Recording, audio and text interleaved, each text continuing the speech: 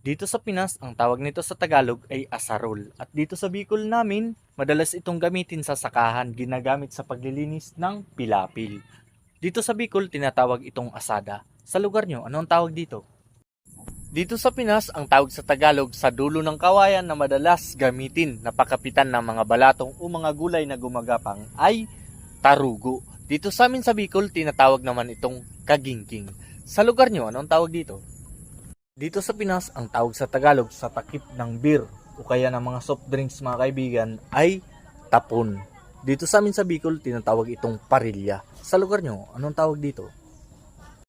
Dito sa Pinas, ang tawag sa Tagalog kapag mahina lang ang ulan ay ambon. At merong pang biro niyan dito sa Pilipinas, no? Daan lang yan, mamaya libo na yan. Dito sa amin sa Bicol, tinatawag yan na tagiti. Sa lugar nyo, anong tawag dyan?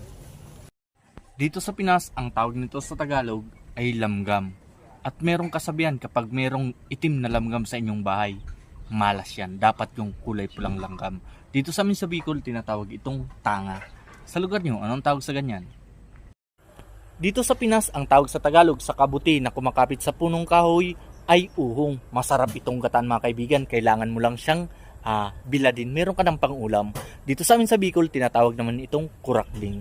Sa lugar nyo, ano ang tawag dito? Dito sa Pinas, ang tawag sa Tagalog sa damong to ay purikit. Ito yung damo mga kaibigan na kapag dinaanan mo, yung bunga ay didikit sa pantalon mo o kaya sa short or kaya sa damit. Dito sa Bicol, tinatawag itong amorosiko. Sa lugar nyo, ano ang tawag dito? Dito sa Pinas, ang tawag sa Tagalog sa kahoy na to ay banaba. Ito yung traditional na panggamot sa pasma. Pinapakuluan yung balat nito, tinatanggal at nilalagay sa panghimasma. Dito sa amin sa Bicol, tinatawag itong anunang. Sa lugar nyo, anong tawag dito? Dito sa Pinas, ang tawag nito sa Tagalog ay kumot at madalas itong gamitin kapag malamig. Pero minsan, ginagamit itong pampunas. Dito sa amin sa Bicol, tinatawag itong tamong. Sa lugar nyo, anong tawag dito? Dito sa Pinas, ang tawag sa Tagalog sa makating dahon na to ay lipa.